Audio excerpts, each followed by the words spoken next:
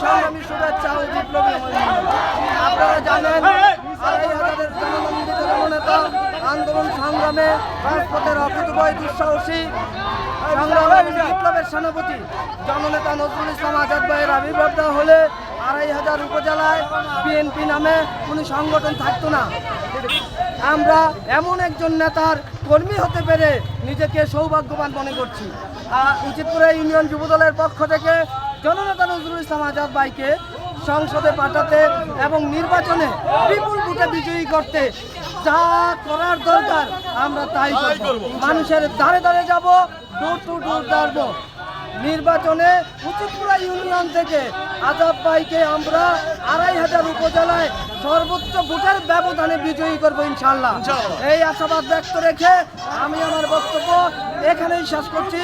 বাংলাদেশ জাতীয়তাবাদী যুবদল জিন্দাবাদ। বাংলাদেশ তারুণ্যের অহংকার, আগামী দিনের রাষ্ট্রনায়ক তারেক রহমান জিন্দাবাদ। দেশনেত্রী বেগম খালেদা জিয়া দীর্ঘজীবী হোক, শহীদ জিয়া অমর হোক। বাংলাদেশ জিন্দাবাদ।